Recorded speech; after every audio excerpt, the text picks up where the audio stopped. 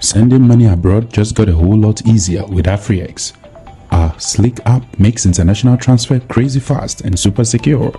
Just tap a few buttons, money sent across the globe in minutes. One magic of AfriX is that you can add your debit card or load money to your AfriX wallet right in the app, then send those funds to your recipient overseas straight to their bank account at lightning speed and zero fees. Use the promo code CHOCO and get a one-time $15 bonus if you send money of up to $50. You can earn a one-time bonus of $20 if you refer your friends and they send up to $150. Whether you're in the USA, Canada, Europe, or anywhere in the world, you can now instantly deposit money into your loved one's bank account in their home country. It's the fastest, easiest way to send them the cash they need right in the app, so there's no mystery fees. AfriX brings some money magic to transfers. No piles of paperwork or long verifications here. We make it easy with just a few quick ID uploads. Accounts verified in just 1 to 5 hours, so they are ready for instant transfers. Ditch the red tapes and outrageous fees of traditional wire transfers. Join the AfriX revolution for blazing fast, secure, low-cost money sending worldwide. AfriX, proudly African. The power of financial freedom is now in your pocket. AfriX, best rates at no cost with no hidden fees. So stop waiting and start sending today. Hello people, welcome to Choco Millionaire.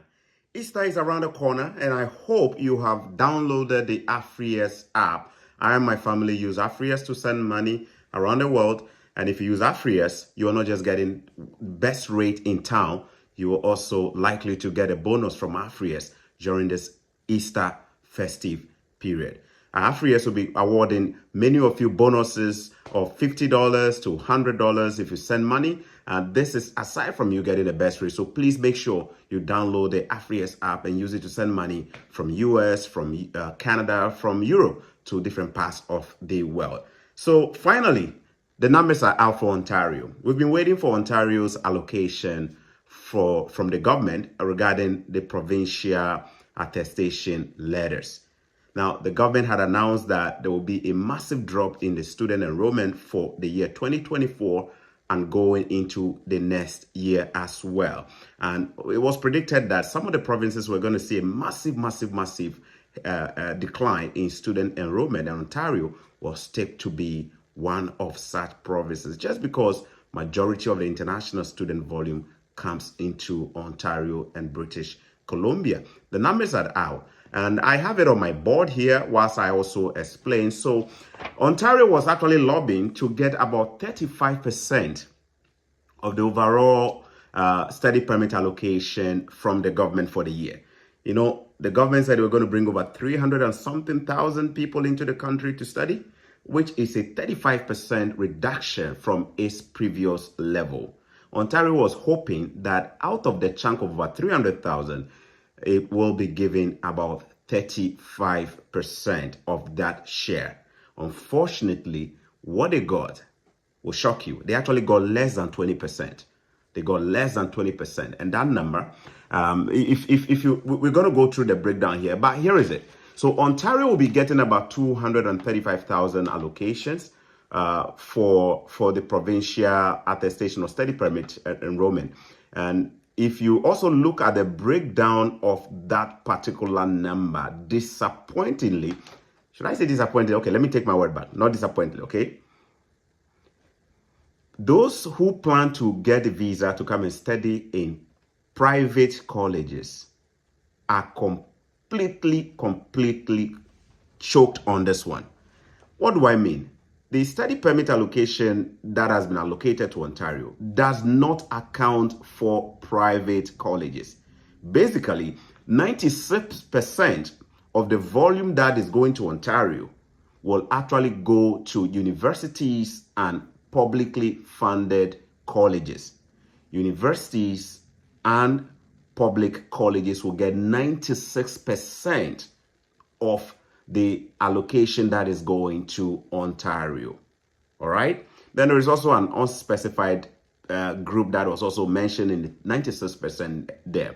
Then we have 4% of the volume going to Ontario dedicated to language institutions that are offering languages like French and what have you. All right. Institutions that are committed to offering programs in languages will get 4% of the allocation. So if 96% is going to universities and public colleges, what about the private colleges? Sadly, private colleges have not been accounted for. Basically, they are getting none. Now, what that means is that if you haven't gotten your visa and you're hoping to apply for your visa to come and study here, and the school is a designated learning institution, that is a private college, you are likely not going to get your visa because there is no allocation. There is no allocation for private colleges. So therefore, if you're watching me right now and you have secured an admission from a private college hoping to use that to get your visa to come into the country, you probably want to just think of a smart plan B of changing your school. Before you go ahead and pay your deposit, just consider that, all right? That is if you are not in Canada hoping to come in here, there is no allocation. You know, those of you who are already in Canada, some of you may be exempted from the provincial attestation requirements and all of that. But those who are not in Canada, and I've seen, in fact, I was chatting with somebody based all the way in the UK, and the sister was looking to come here and study in a private college. I was asking me, what do you think? I had to tell the person that, look, given the latest announcement, it probably is not the best decision too, because they have basically given no allocation to private colleges, right? That is bad business for private colleges there. But the government said they had to make these moves just to protect the integrity of the international student program, especially for the province of Ontario, okay? As I mentioned, Ontario was hoping to get a lot more, but they only got this number. Now, there is also another highlight to this. There is a special mention of a focus or prioritization for schools that are offering languages such as French. So therefore, if you have an enrollment or you have an admission and you're coming in for the study of, say, French and what have you here, you are likely also going to be getting some really good chance of getting those study permits that if all other documents are good, because they actually mentioned that they will be prioritizing French language enrollment in this particular allocation for Ontario, okay? Now, what does this also mean in terms of the courses that these universities or public colleges that have been allocated this slot? What does it mean in terms of the courses that they are allowed to run? Well, a special mention was mentioned of courses that will be prioritized for study permit or allocation, provincial attestation, blah, blah, blah, all right? Now, here are the courses. STEM programs, and STEM programs will mean science, technology, engineering, math. Okay, so anything science, tech, blah, blah, blah, blah, engineering, these are the courses, all right? Electrical engineering, and trades too, trades, right? The plumbing, the carpentry, the mechanic, automotive courses, all this stuff that we call trades courses. These are the construction, these are the courses that will likely be receiving the most attention if you're coming to study in Canada. All right, STEM courses will dominate. Now, the next group of courses that will also receive some attention when it comes to giving out the provincial attestations and eventually study permit approvals will be courses that are in the hospitality industry. So if you're coming here to do courses that has to do with it, like catering, culinary courses, anything related to the hospitality industry, you are also you've been mentioned here as an in-demand course here. Then the last category has to do with healthcare courses. So special mention was made of childcare. If you remember, I did a video some time back and I mentioned that the childcare industry has faced a massive shortage of labor. So therefore, anybody who has an interest of going into that, especially if you're qualified, that could be a good industry to look at. In fact, some provinces actually specifically in their provincial nomination programs will focus on just the childcare industry to target people who have this background to help them. So I'm not surprised that they mentioned childcare, because it's a particular industry that we are really suffering massive shortage of teachers and what have you, all kinds of resources for the childcare industry. So let me go over the high in-demand courses or jobs that colleges must be focused on enrolling students for in order to be considered for this slot: STEM, hospitality, and childcare. STEM, hospitality, and childcare. You know, healthcare is always a bingo here in Canada. It's always been a bingo before COVID, during COVID, after COVID. So if you're coming in to do healthcare, it's definitely a good news for you. Those courses that have, notice when we mentioned the courses, you didn't hear all the, I won't mention any course so that some of you will be offended or something like that. But you know your courses. You know the courses that you've gotten. If your courses are not here, what it simply means is that your likelihood to get your provincial attestation letters from Ontario might be very, very slim. You may have paid your deposit, but you may not successfully get your PAL, provincial attestation letter. Do you see that? Just because of the nature of courses. All right. Now, when the announcement was also made, there was a special mention that no school in Ontario will be allowed to admit more than 55% of the first year enrollment volume of domestic. Okay, let me just take time and read this part again for you. No school in Ontario will be allowed to have this year an enrollment that is more than 55% of the 2023 first year domestic enrollment level. So 2023, their domestic enrollment level, the target or the numbers that they had this year, they cannot admit or bring in more than 55% of that volume. It cannot exceed it. What does this mean? What this basically means is that most colleges in Ontario will actually be seeing a big drop in the volume of students who gets their study permits approved for these schools. All right. Let's go back again.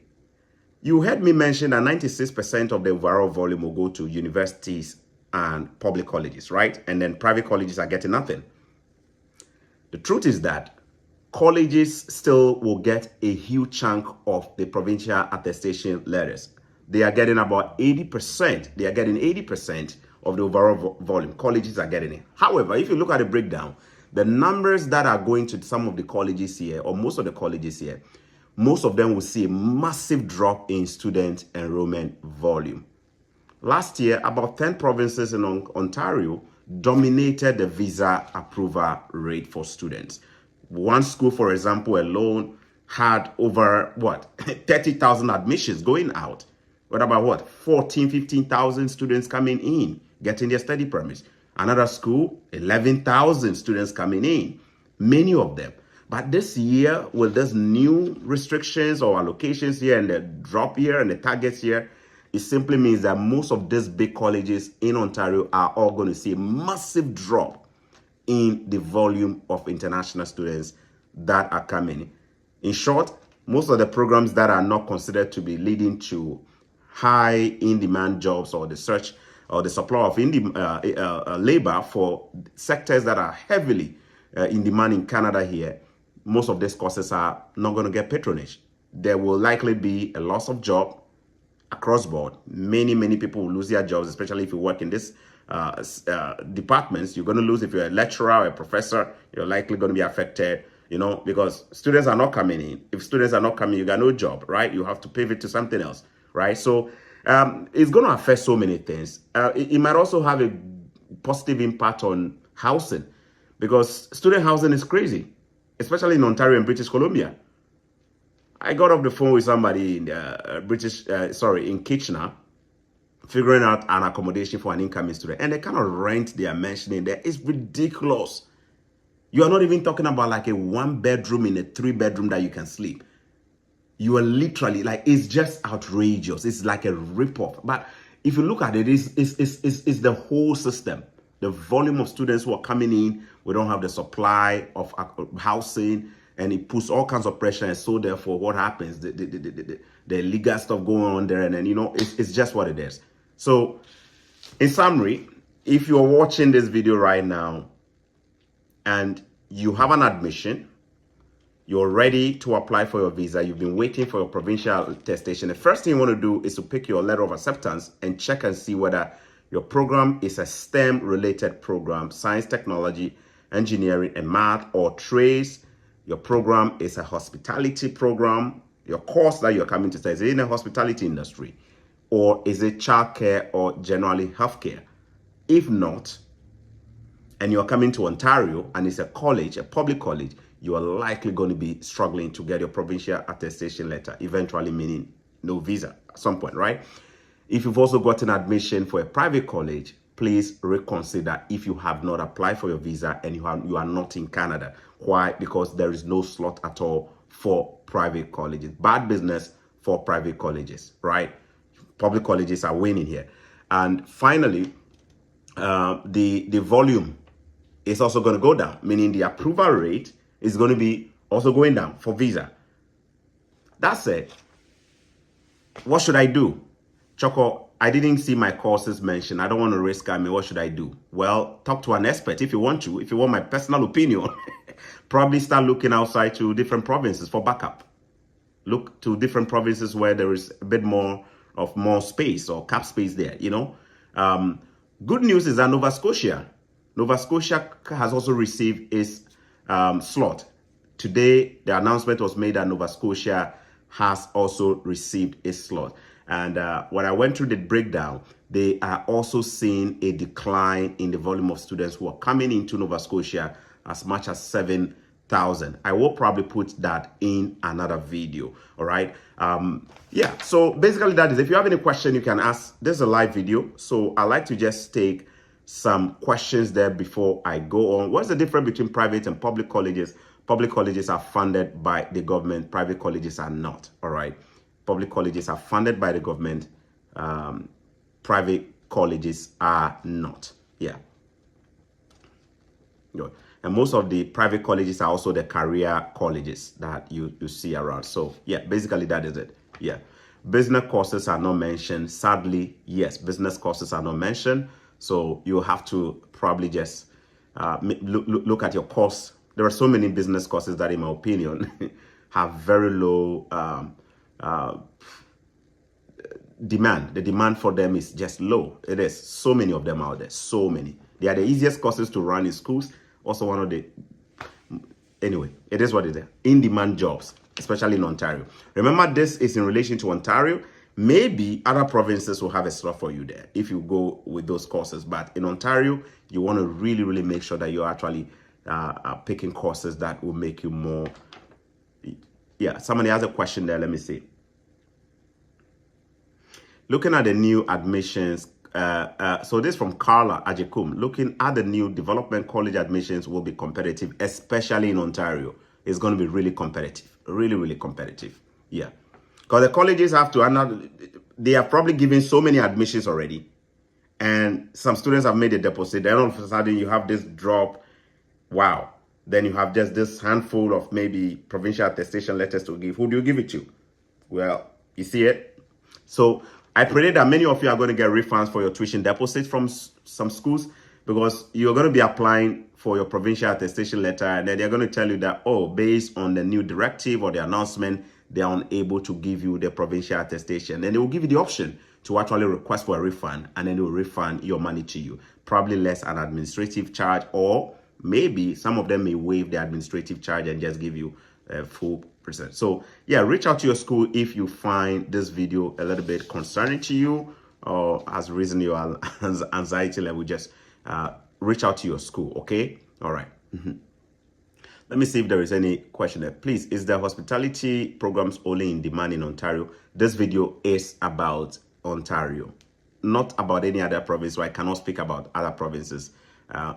So long as Ontario's allocation is concerned, in-demand jobs in Ontario include STEM, hospitality, and childcare. So you probably may have to do a bit of research to find out if other provinces also have their own. Okay. All right. Yeah, somebody is asking Homeboy Media TV. Say, I pray that most students get refunded their monies, blah, blah, blah. Yeah, I'm suspecting most colleges will refund tuition deposits to students whose courses are clearly outside of the in-demand courses. But there is also a bit of something here to ask. So basically, IRCC or the government together with the provinces that came out with this announcement are saying that they want people to study courses or international students to study courses that will feed into supplying labor for in-demand jobs or high in-demand jobs. So my understanding of that is that we want these international students to come and study courses that the Canadian government needs or the labor market needs so that they can help us. That sounds good, isn't it? But I also thought that when somebody is applying for a student visa, they have to prove to you that when they finish their studies, they are going back home. So therefore, they have to give you proof of home ties. So if I have to give you a proof of home tie that when I finish studying, I'm going back home, how relevant is it that when I finish, I have to come and work for you then? Basically, I'm just trying to say that there's a little bit of something there. You know what I mean? One length, when I'm applying for the visa, I have to convince you that when I finish, I'm going back home to my home country. But for your own target, you want me to finish, and then, you know what I mean? Are you guys catching there? Is somebody catching it? Or you're not catching it? Yeah. All right.